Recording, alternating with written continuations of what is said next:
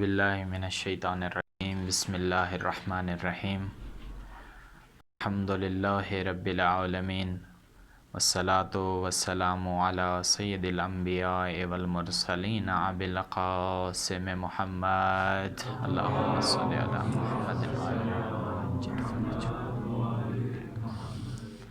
وآلہ الطیبین الطاہرین المعصومین۔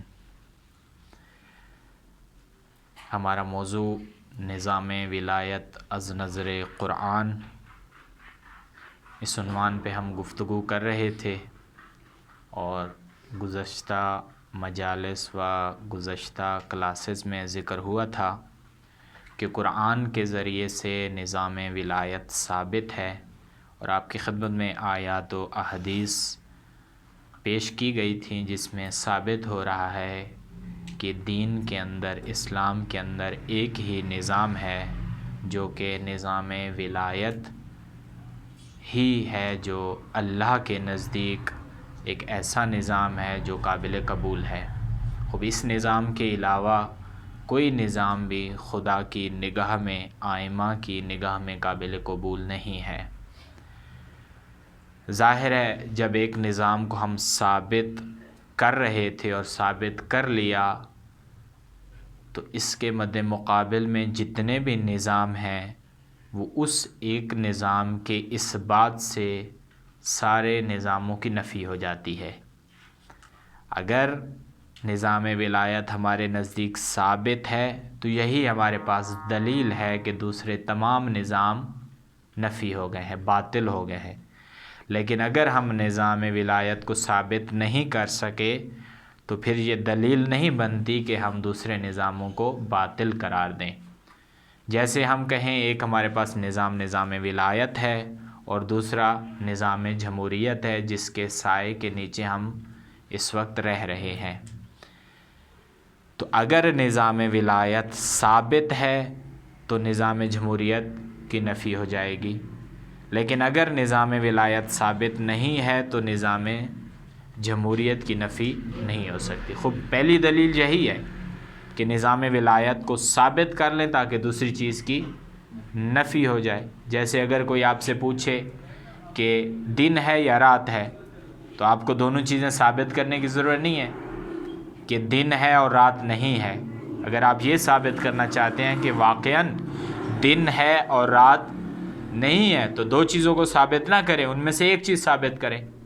آپ دن کو ثابت کر دیں کہ دن ہے تو خود بخود رات کی نفی ہو جائے گی، یا آپ رات کو ثابت کر دیں تو دن کی خود بخود نفی ہو جائے گی۔ تو خوب پچھلی تمام کلاسوں کے اندر جو ہم نے ثابت کیا وہ کیا ثابت کیا کہ قرآن سے اللہ کی نگاہ میں ایک ہی نظام ہے اور وہ نظام ولایت ہے۔ اب جب نظام ولایت ثابت ہو گیا تو نظام جمہوریت کی خود بخود نفی ہو جاتی ہے۔ نظام کوئی بھی ہو، سیکولرزم ہو، ڈکٹیٹرشپ ہو، سب نظاموں کی نفی ہو جاتی ہے کیونکہ ایک نظام کو آپ نے ثابت کیا۔ دو نظام تو ایک جگہ پہ نہیں ہو سکتے۔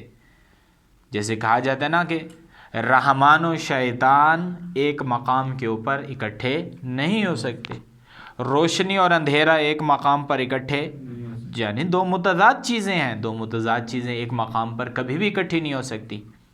آگ اور پانی دو متضاد چیزیں ہیں، خوب آگ بھی ہو اور پانی بھی ہو ایک مقام پہ، ایسا نہیں ہو سکتا۔ یا آگ ہوگا یا پانی، اس کے دو چیزیں اکٹھی کبھی بھی نہیں ہوں گی۔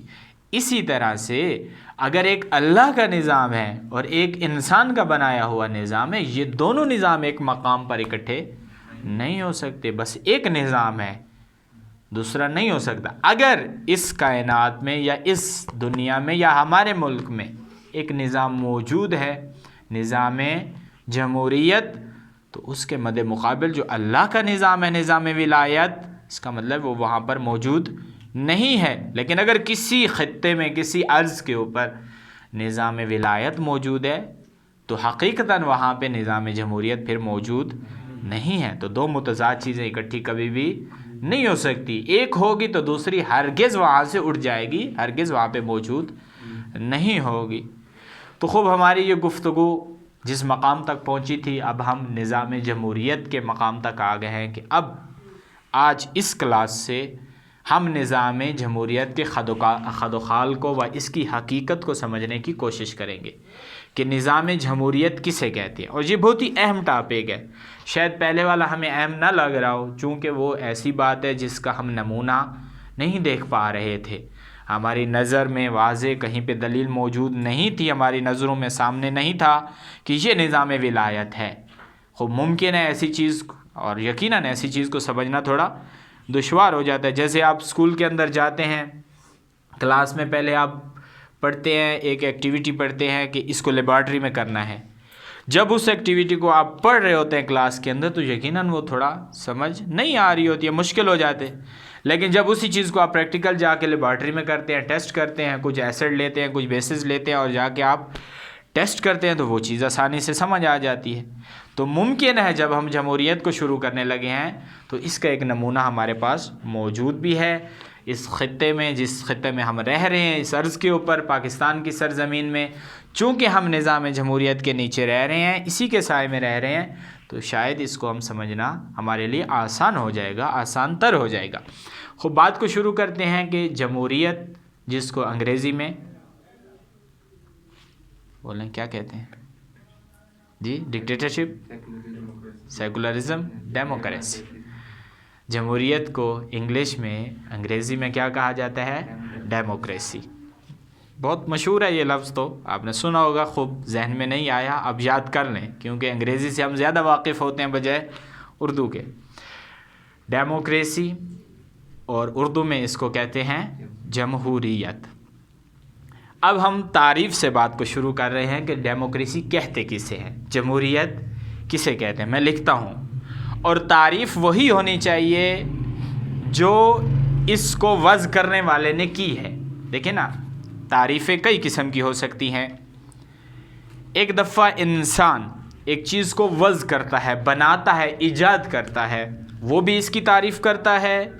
اور ایک دفعہ دوسرے لوگ جن تک یہ چیز پہنچتی ہے وہ بھی ان کی تعریف کرتے ہیں. لیکن بہتر اور احسن تعریف وہ ہوگی جو اس کے بنانے والے نے، اس کے موجد نے، اس کے ایجاد کرنے والے نے اس کی تعریف کی ہے، وہ سب سے بہتر تعریف ہوگی. بجائے اس کے کہ ہم کسی مسلمان سے پوچھیں کہ جمہوریت کی تعریف کیا ہے. نہیں، چونکہ یہ مسلمانوں کا نظام نہیں ہے، چند سو سال گزرے ہیں یا شاید بہت ہی کم عرصہ گزرا ہے کہ یہ نظام اس وقت دنیا میں رائج ہونا شروع ہو گیا ہے. تو ہم انہی سے تعریف پوچھتے ہیں جنہوں نے اس کے نظام کو وضع کیا ہے، اس نظام کو بنایا ہے کہ ڈیموکریسی کسے کہتے ہیں. خوب میں لکھتا ہوں یہاں پر اور پھر اس کو سمجھنے کی کوشش کرتے ہیں.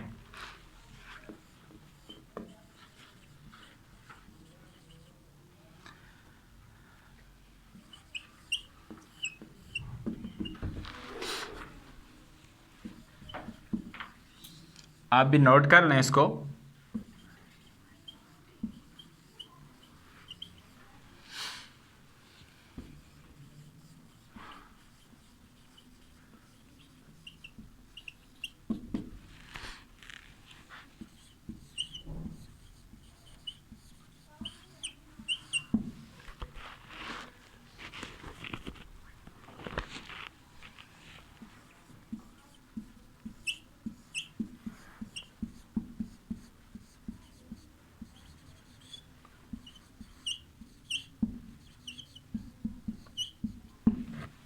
خوب توجہ کریں.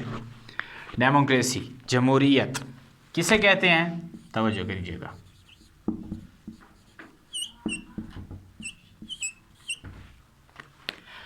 جمہوریت کسے کہتے ہیں؟ لوگوں کی آزاد اور مساوی نمائندگی. ایک تعریف ہے اس کی، سمپل، ایک ہی سینٹنس کے اندر، ایک ہی جملے کے اندر، کہ لوگوں کی آزاد اور مساوی نمائندگی کو کیا کہتے ہیں؟ جمہوریت کہتے ہیں. Free and equal representation of people, عوام کی مساوی اور آزاد نمائندگی کو ہم کیا کہتے ہیں؟ ڈیموکریسی کہتے ہیں. اب ایک اور تعریف ادھر لکھ رہا ہوں اور اس کو ذرا سمجھیے گا.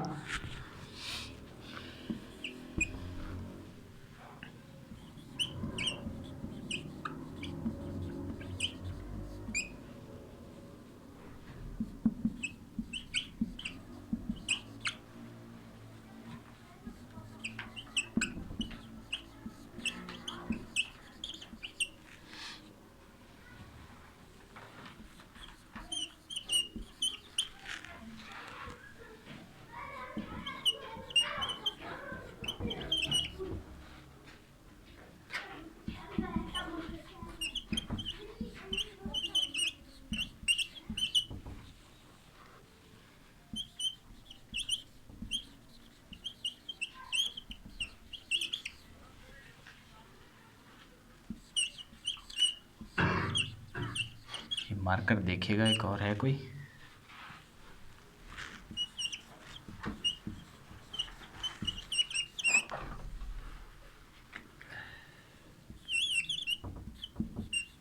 लिख रहे हैं, शुक्रिया।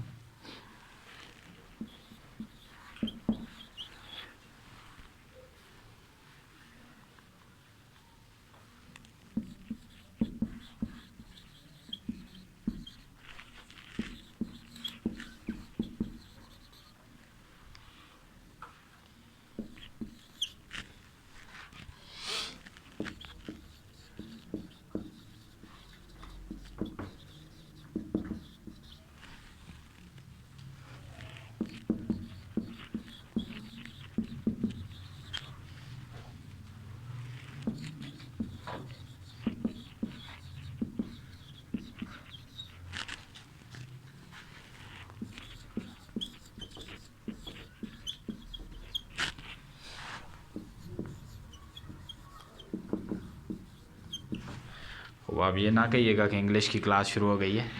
हाँ, अब इंग्लिश की क्लास नहीं है, बल्कि जो तारीफ़ इसकी हुई है वो आपको समझाने की गर्ज़ की वजह से मैं ये आपको इंग्लिश में लिख रहा हूँ। ठीक है, अब इसका तर्जमा करते हैं तो हमें बात समझ आ गई, और ख़ुद आपको समझ आ गई होगी, वाज़ेह सी बात है, चूँकि हम वाकिफ़ तो ज़्यादा इंग्लिश से ही हैं। डेमोक्रेसी किसे कहते हैं? A government in which the supreme power is wasted in the people and exercised by them directly or indirectly through a system of representation involving periodically held free elections।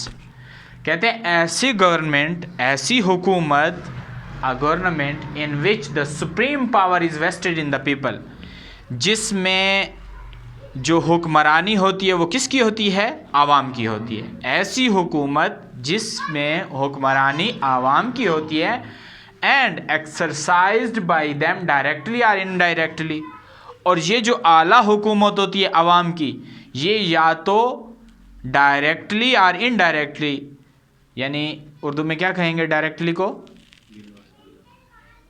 बिलवास्ता और बिला वास्ता तौर पर आवाम के ज़रिए से हुकूमत की जाती है। बिलवास्ता या बिला, या तो आवाम वो डायरेक्ट हुकूमत कर रही होती है या इनडायरेक्ट तौर पर वो हुकूमत कर रही होती है, through a system of representation. एक कौन से सिस्टम के ज़रिए से? नुमाइंदगी के ज़रिए से, यानी आवाम की नुमाइंदगी है। क्या आवाम की नुमाइंदगी है? कि आवाम चंद अफराद को चुनेगी और वो आगे जाएंगे और वो हुकूमत करेंगे। तो ऐसा ही है कि जैसे कि आवाम खुद हुकूमत कर रही है, इनडायरेक्टली हुकूमत कर रही है ना। आपने किसी को चुन के कहा कि आप हुकूमत करो, तो इसका मतलब है वही हुकूमत जो वो कर रहा है वही आवाम कर रही है, क्योंकि आवाम का चुना हुआ बंदा आगे जा रहा होता है। इसी को हम क्या कहते हैं? इनडायरेक्टली तौर पर हो रिप्रेजेंटेशन, नुमाइंदगी। तो involving periodically held free elections, किस तरीके से? कि कुछ अरसे के बाद, 4 साल के बाद, 5 साल के बाद, 6 साल के बाद, किस तरीके से? फ्री इलेक्शन के ज़रिए से, यानी जो इलेक्शंस कराए जाएंगे उन्हीं इलेक्शन के ज़रिए से आवाम ये हुकूमत करेगी, या वो हुकूमत डायरेक्ट आवाम के ज़रिए से होगी या इनडायरेक्ट आवाम के ज़रिए से होगी। ये है तारीफ़ किसकी? जमहूरियत की। समझ आ गई? तारीफ़ किसे क्या हुई? तारीफ़ डेमोक्रेसी की क्या तारीफ़ हुई? कि आवाम एक ऐसी गवर्नमेंट जिसमें इक़्तिदार आला किसके पास होता है? आवाम के पास होता है, और ये जो आवाम हुकूमत कर रही होती है, ये हुकूमत या तो वो आवाम डायरेक्टली तौर पर कर रहे होते हैं या इनडायरेक्टली तौर पर कर रहे होते हैं। और ये सिस्टम जो है नुमाइंदगी का, ये हर कुछ अरसे के बाद फ्री इलेक्शंस के ज़रिए से मुआशरे में नाफिज किया जाता है। वाज़ेह हुई बात, समझे? इसको कहते हैं डेमोक्रेसी। आज तक जो हम नाम सुनते आ रहे हैं, डेमोक्रेसी, जमहूरियत, जमहूरियत, जमहूरियत, खूब ये तारीफ़ है जमहूरियत की। आज जितने भी दावेदार हैं जमहूरियत के, आप उनसे तारीफ़ सुनिएगा कि जमहूरियत किसे कहते हैं, तो शायद मुमकिन है कि उन्हें मालूम ना हो। जमहूरियत का दावा है, जमहूरियत को जानते हैं, लेकिन जमहूरियत की तारीफ़ मुमकिन है मालूम ना हो। लेकिन अगर एक ایک ہی لائن کے اندر اس کی تعریف کریں تو لوگوں کی آزاد اور مساوی نمائندگی کو کہتے ہیں۔ کلیئر ہے بات، واضح ہے۔ اب ہے کہ ڈیموکریٹک سسٹم آف گورنمنٹ وہ کیا ہوتا ہے؟ A system of government based on the principles of majority decision making۔ Democratic system کسے کہتے ہیں؟ جمہوری نظام کون سا ہوتا ہے؟ ایسا نظام، حکومت کا ایسا نظام جس کے اندر میجورٹی، اکثریت جو فیصلہ کرے گی وہی حتمی ہوگا۔ یہ اس کی بنیاد ہے جس کے اوپر جمہوریت کھڑی ہوئی ہے۔ سمجھے یہ بات کی؟ ابھی مزید میں آپ کو بات یہاں لکھ کے سمجھاؤں۔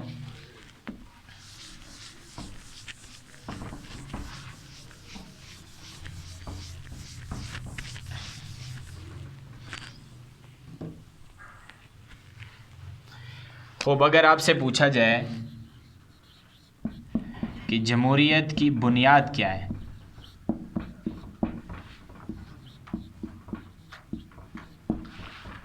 تو جواب آئے گا اکثریت۔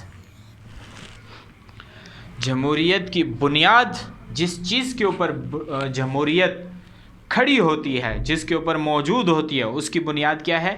اکثریت ہے۔ یعنی اکثریت جو بھی فیصلہ کر دے گی، جو بھی اکثریت جس قانون کو مان لے گی، وہ قانون کیا بن جائے گا؟ جمہوریت میں موجود ہو جائے گا، اور وہ قانون کی حالت میں آئین کی صورت اختیار کر لے گا، اکثریت جو بھی کہتی ہے۔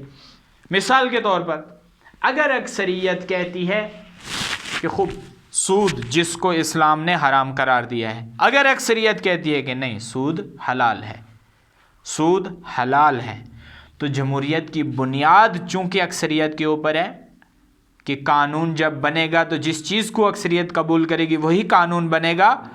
اب جمہوریت آپ کو کہے گی چونکہ اکثریت یہ چاہ رہی ہے کہ سود حلال ہے، تو بس یہ قانون و آئین بن گیا ہے کہ سود اب حلال ہو گیا ہے، اور آئینی شک میں موجود ہو جائے گا کہ سود حلال ہے۔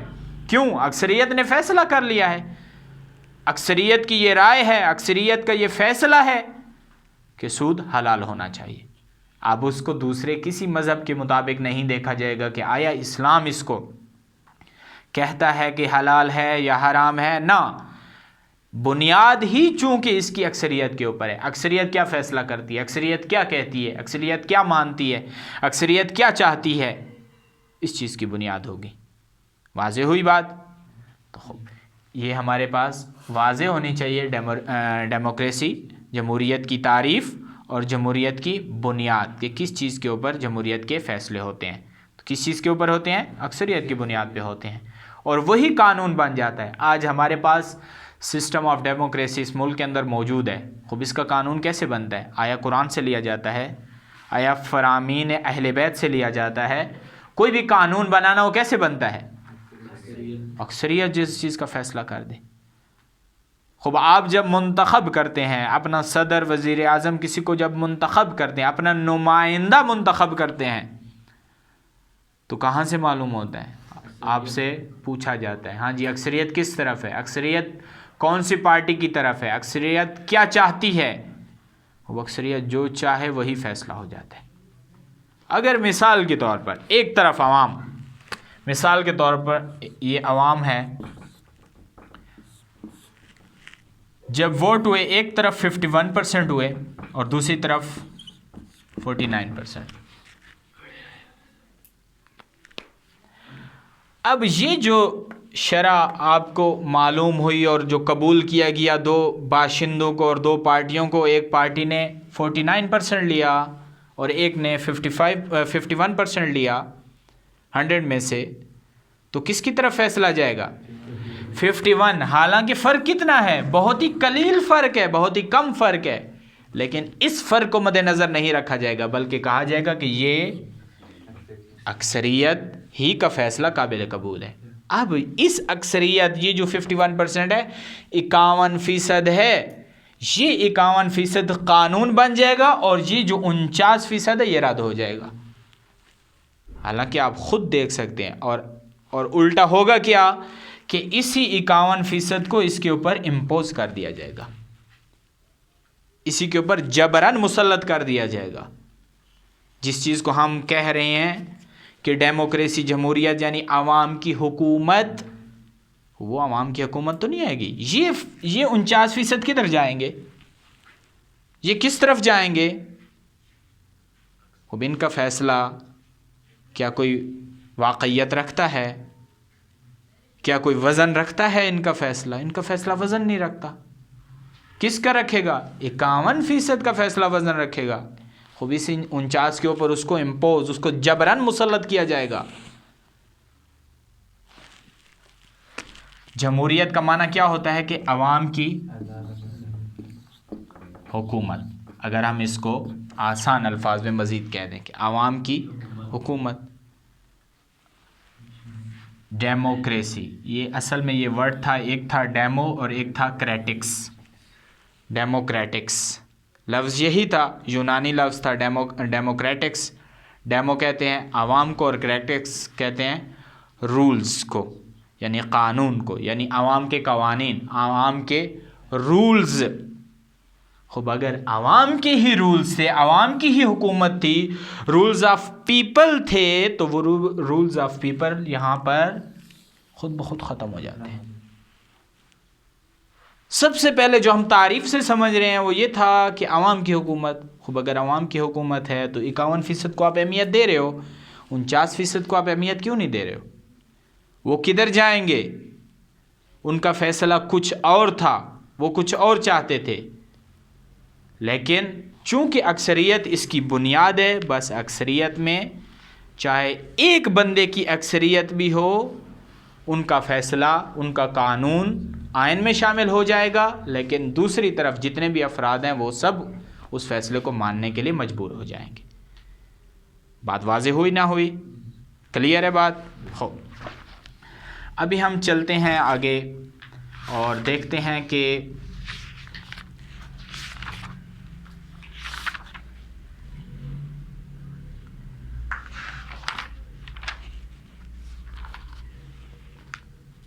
جمہوریت کے اجزاء ترکیبی، جس چیز سے جمہوریت بنی ہے، ہم اس کو بھی سمجھنے کی کوشش کرتے ہیں کہ جمہوریت کیسے بنی ہے۔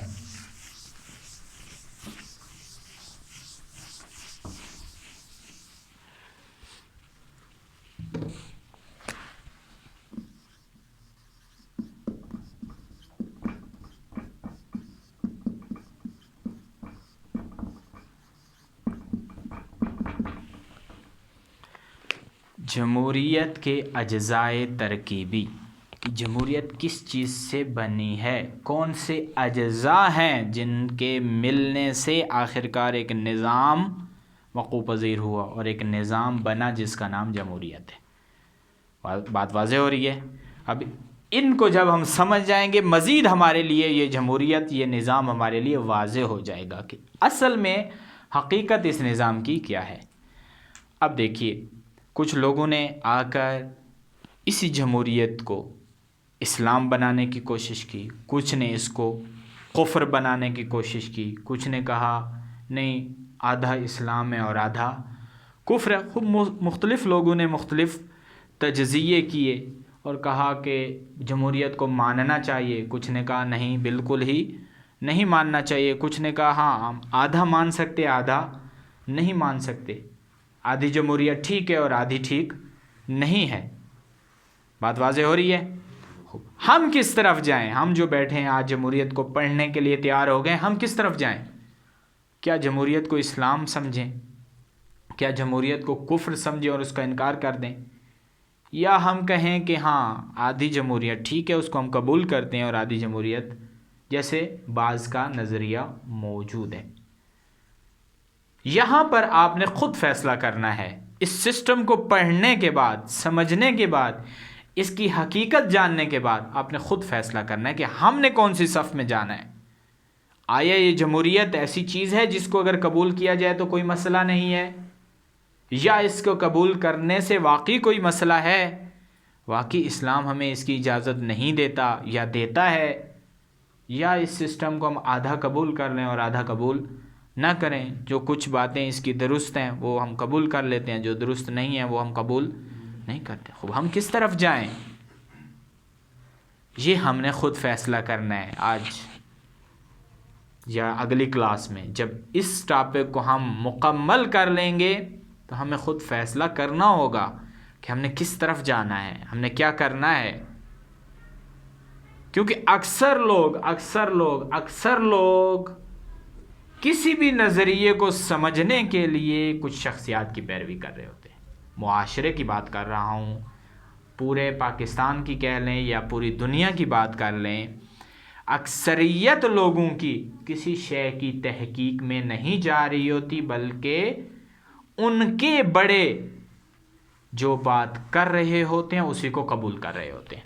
اس بات کی قرآن نے گواہی دی ہے. میں آپ کے سامنے ایک آیت بھی لکھ دیتا ہوں اس کے اجزاء پڑھنے سے پہلے، اور اس آیت کو بیان کرتے ہیں. قرآن نے کہا ہے کہ لوگ بات کی تحقیق نہیں کرتے، بلکہ جو ان کے بڑے کہہ رہے ہوتے ہیں، جو ان کے سردار و حاکم کہتے ہیں اسی کو قبول کرنے کے لیے تیار ہو جاتے ہیں. اپنی تحقیق کبھی بھی نہیں کرتے، اپنی بات کبھی بھی نہیں مانتے،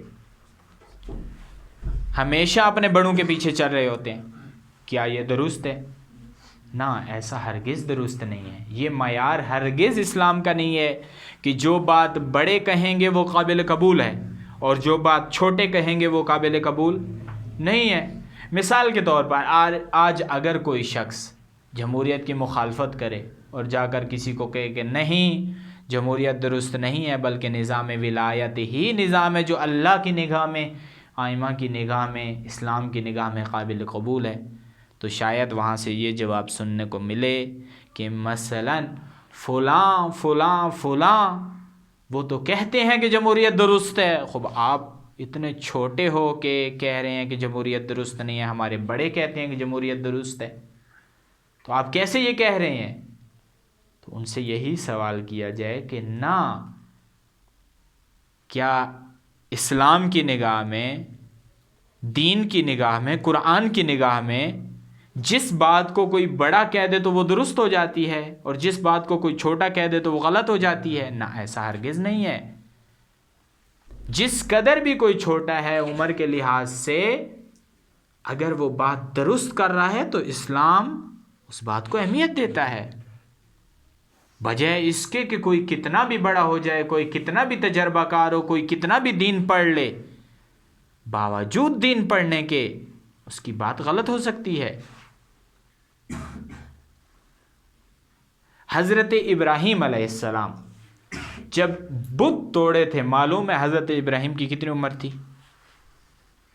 شاید نہ پڑھا ہو، تاریخ میں اختلاف ہے، لیکن ایک روایت کے مطابق، حتیٰ اہل سنت کی روایت کے مطابق، کہ حضرت ابراہیم علیہ السلام کی عمر 16 سال تھی.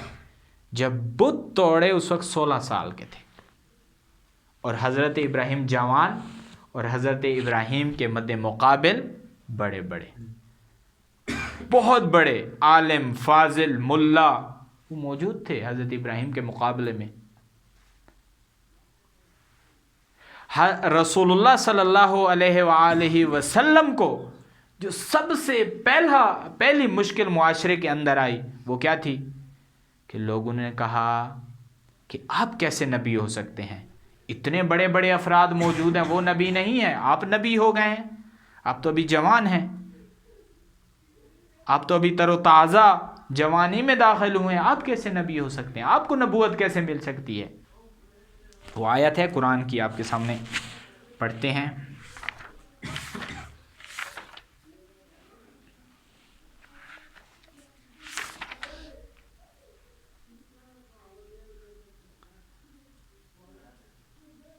خوب،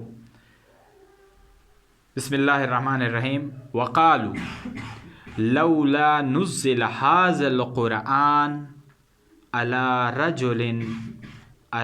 رجل من القريتين عظیم. کیا کہا ان لوگوں نے جو رسول اللہ کے دشمن تھے، جو رسول اللہ کے مخالف تھے اس معاشرے کے اندر؟ کیا کہا انہوں نے کہ اگر یہ قرآن جو رسول تم ہمیں پڑھا رہے ہو جس کی آیات کی تلاوت تم ہمارے سامنے کر رہے ہو، اگر یہ قرآن ہمارے کسی بڑے کے اوپر نازل ہو جاتا تو ہم اس کو قبول کر لیتے، لیکن چونکہ رسول اللہ تم کہہ رہے ہو تم ابھی بڑے نہیں ہو، جوان ہو، ہم اس کو قبول کرنے کے لیے تیار نہیں ہیں۔ یہ ان کا جواب تھا۔ یہ وہ کہہ رہے تھے مخالفین، رسول اللہ کے دشمن۔ تو سب سے پہلے انبیاء کو جو سب سے بڑی مشکل آئی وہ یہی مشکل آئی کہ جتنے بھی اس وقت معاشرے میں بڑے تھے، سردار تھے، وڈیرے تھے، چودھری تھے، انہوں نے مخالفت کی۔ ہر نبی کی مخالفت میں سب سے پہلے کون آیا؟ بڑے سب سے پہلے ان کی مخالفت میں، ہر نبی کی مخالفت میں۔ عوام مخالفت کم کر رہی تھی، سردار اور بڑے جو تھے وہ مخالفت زیادہ کر رہے تھے۔ کیوں؟ کیونکہ وہی علم جو انہوں نے پڑھا ہے وہی ان کے لیے رکاوٹ بن جاتا ہے، وہی ان کے لیے صد بن گیا۔ وہ علم جس کو پڑھ کر وہ بڑے ہو گئے وہی صد بن گیا۔ اور آج معاشرے میں لوگوں کے پاس یہ علم یہی صد بنا ہوا ہے، اسی نے راستے کو بند کر دیا ہے، راستہ مکمل بند ہوا ہے اسی علم کے ذریعے سے۔ جمہوریت بالمقابل نظام ولایت، جمہوریت کو قبول کرنے کے لیے تیار ہو جاتے ہیں۔ جمہوریت درست نظام ہے، اگر ہم اس کو اسلام نہ بنا سکیں تو اس کو اسلام میں داخل کرنے کی پوری کوشش کر رہے ہوتے ہیں، اور آخر پر ہمارا نظریہ بن جاتا ہے کہ جمہوریت اسلامی جمہوریت قبول کیجئے۔ اسلام جمہوریت کی اجازت دیتا ہے۔ ہم نے یہ تمام باتیں پڑھنے کے بعد فیصلہ کرنا ہے، ہم نے جاننا ہے، ہم نے پہچان کرنی ہے کہ یہ جمہوریت آیا واقعی ایسا نظام ہے جس کو قبول کیا جائے یا قبول نہ کیا جائے۔ پہلی دلیل آپ کو دی ہے میں نے شروع میں، اگر آپ نے نظام ولایت کو ثابت کر دیا ہے تو پھر تمام نظاموں کی نفی ہو گئی۔ یہ پہلی دلیل ہے جس کے چند درس کے ذریعے سے ہم نے نظام ولایت کو ثابت کیا ہے۔ آج ہم جمہوریت کو پڑھ رہے ہیں، اگلی کلاس بھی جمہوریت کی ہوگی۔ اس کے ذریعے سے ہم حقیقت تک پہنچیں گے اور دیکھیں گے آیا جمہوریت ایسا نظام ہے جس کو اسلام میں داخل کرنے کی کوشش کی جائے۔ اب آئیے اجزائے ترکیبی کو پڑھتے ہیں کہ کتنے اجزائے ترکیبی ہیں جمہوریت کے اندر۔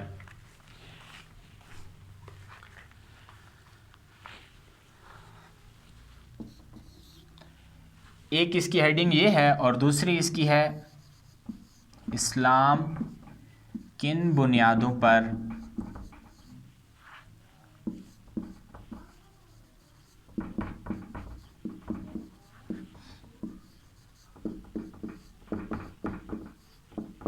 مسترد کرتا ہے۔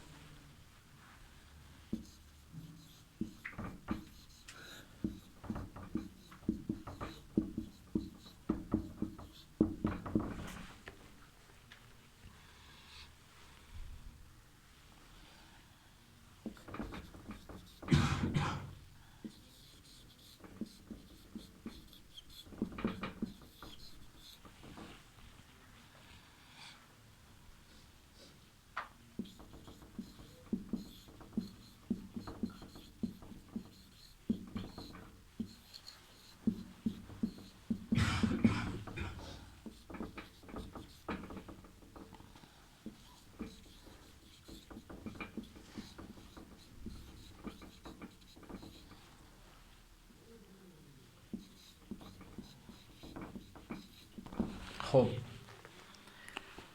جمہوریت کے اجزائے ترکیبی اور اسلام کن بنیادوں پر جمہوریت کو مسترد کرتا ہے؟ اگر ہم کہتے ہیں کہ اسلام کے نزدیک جمہوریت قابل قبول نہیں ہے، جمہوریت کی گنجائش و جگہ نہیں ہے، تو وہ کون سی وجوہات ہیں، وہ کون سے دلائل ہیں جس بنیاد پر اسلام جمہوریت کو مسترد کر دیتا ہے، جمہوریت کو نہیں مانتا، جمہوریت کو قبول نہیں کرتا؟ پہلی چیز، اکثریت کی حکمرانی۔ پہلے بھی آپ کو بتایا ہے کہ جمہوریت کی بنیاد ہی اکثریت پر ہے، اکثریت جو کہہ دے وہی فیصلہ ہے، یہ اس کا جز ہے اکثریت، اسی کے ذریعے سے ہی جمہوریت بنتی ہے، یہ اس کی بنیاد ہے، اور اسلام اس بنیاد کو مسترد کرتی ہے۔ اسلام کا حسن، اسلام کی خوبصورتی وہ یہ ہے کہ اگر ساری دنیا ایک طرف ہو، تم اکیلے بھی کھڑے ہو اور حق پر ہو، تو اللہ تمہیں قبول کرتا ہے، اسلام تمہیں قبول کرتا ہے۔ جمہوریت کیا کہتی ہے؟ تم باطل پر اکٹھے ہو جاؤ لیکن اکثر ہو جاؤ، زیادہ ہو جاؤ، جمہوریت تمہیں قبول کر لے گی۔ دونوں نظام کس طرح سے ایک دوسرے کے مخالف کھڑے ہوئے ہیں؟ اسلام اکثریت کو قبول کرنے کے لیے تیار نہیں ہے، اکیلے ہو، واحد ہو، حق پر ہو، اللہ قبول کرتا ہے تمہیں، اسلام قبول کرتا ہے، اکثریت کو نہیں دیکھتا کہ ساری دنیا جس طرف جا رہی ہے تم بھی اس طرف چلنا شروع کر دو۔ قابل قبول ہی نہیں ہے اس بات کو، اور رسول اللہ ہمارے پاس بہترین مثال ہیں کہ جب دنیا بتوں کو مان رہی تھی، جب دنیا اللہ کی مخالفت کر رہی تھی، خدا کی وحدانیت کو چھوڑ رہی تھی، اس وقت رسول اللہ اس معاشرے کے اندر اکیلے کھڑے تھے، واحد تھے، اکثریت کو ٹھکرا دیا، کہا تم غلط کر رہے ہو، اسلام کے نزدیک قابل قبول نہیں ہے تمہارا عمل، چاہے تم سب کر رہے ہو، قبول نہیں کرتا اسلام تمہیں۔ اور وہ کام جو رسول اللہ نے اکیلے شروع کیا تھا، بعد میں وہ ساری اکثریت اس کام پہ اکٹھی ہو گئی، اس کو قبول کیا۔ رسول اللہ اکثریت کو ٹھکراتے ہیں، قبول نہیں ہے۔ شیعہ کے نزدیک، سنی کے نزدیک اکثریت قبول نہیں ہے، لیکن ہم جس نظام کے سائے میں رہ رہے ہیں، ہم جس کو قبول کر رہے ہیں، اس کی بنیاد ہی اکثریت پر ہے۔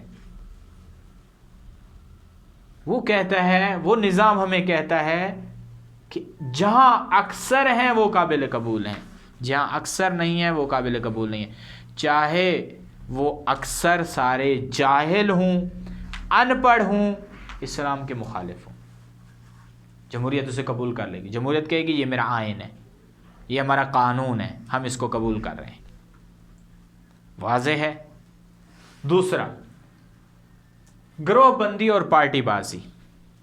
جمہوریت کے نزدیک ضروری ہے کہ ایک پارٹی ہو، گروہ ہو، جو اس نظام کے اندر اپنا پرچم اٹھائے اور لوگوں کو کہے کہ میں حاکم بننا چاہتا ہوں، میں تمہارا حاکم ہوں، مجھے قبول کرو، مجھے ووٹ دو، میری بیعت کرو۔ اسلام اس چیز کو مسترد کرتا ہے۔ اسلام کے اندر گروہ بندی نہیں ہے، پارٹی بازی نہیں ہے۔ اسلام ہرگز پارٹی کو قبول نہیں کرتا، بلکہ اس کو گناہ کہتا ہے۔ جو لوگوں کو تقسیم کر رہا ہے، جو لوگوں کو گروہ بنا رہا ہے، جو لوگوں کی پارٹیاں بنا رہا ہے، جو لوگوں میں فساد برپا کر رہا ہے، اسلام کہتا ہے یہ گناہ کر رہا ہے، یہ غلط فعل ہے، قبول نہیں ہے اسلام کی نگاہ میں۔ جب اسلام کی نگاہ میں قبول نہیں ہے تو ہم کیسے اس جمہوریت کو اسلام کے دائرے میں لانا چاہ رہے ہیں؟ ہم کیسے اس جمہوریت کو قبول کرنا چاہ رہے ہیں؟ آج کیسے وہ طبقہ پیدا ہو گیا جو کہتا ہے اسلامی جمہوریت، اسلامی جمہوریت کیسے ہو سکتی ہے یہ، جس کی بنیاد ہی غلط افعال پر ہے، جس کی بنیاد ہی اسلام مخالف ہے۔ ہم حقیقت تک نہیں پہنچے، ہم نے اوپر کی خوبصورتی کو دیکھ کر ہم نے کہا کہ ٹھیک ہے، ہم یہ قبول کر لیتے ہیں، ہم اس کو اپنا لیتے ہیں۔ تیسری چیز باہمی رقابت. جو بھی جمہوریت اپنائے گا وہاں پر ان کے درمیان باہمی رقابت شروع ہو جائے گی، مسلمانوں کے درمیان باہمی رقابت شروع ہو جائے گی، اور اس سے اسلام کے کون سا جز کو پارا پارا ہو جائے گا، کون سا جز منہدم ہو جائے گا؟ اخوت. اسلام نے کہا کہ مسلمان کا بھائی ہے، لیکن جمہوریت جہاں بھی جاتی ہے، جس میدان میں بھی اترتی ہے، وہاں پر مسلمانوں میں رقابت اور دشمنی پیدا کر دیتی ہے. کیوں؟ کیونکہ جب میں کسی ایک کو قبول کر رہا ہوں، کسی ایک پارٹی کے نزدیک، میرے نزدیک وہ معتبر ہے، میرا بھائی یا میرا پڑوسی یا میرے محلے والا، میرے معاشرے والا اس پارٹی کو قبول نہیں کر رہا، دوسری پارٹی کو قبول کر رہا ہے، یہاں پر باہمی رقابت شروع ہو جائے گی، یہاں پر دشمنی پروان چڑھنا شروع ہو جائے گی جو ہمیں رسوا کر دے گی. اسلام اس چیز کو بھی قبول نہیں کرتا. چوتھا جز عالم اور جاہل کی یکسانیت، فاسق و مومن کی یکسانیت اسلام قبول نہیں کرتا، جمہوریت قبول کرتی ہے. جمہوریت کہتی ہے ٹھیک ہے، سارے معاشرے کے اندر چاہے کوئی عالم ہے یا جاہل ہے، چاہے کوئی استاد ہے یا کوئی ان پڑھ ہے، چاہے کوئی فاسق ہے یا مومن ہے، چاہے معاشرے کے اندر کوئی کافر ہے، کچھ بھی ہے، وہ آئے اور ووٹ ڈالے.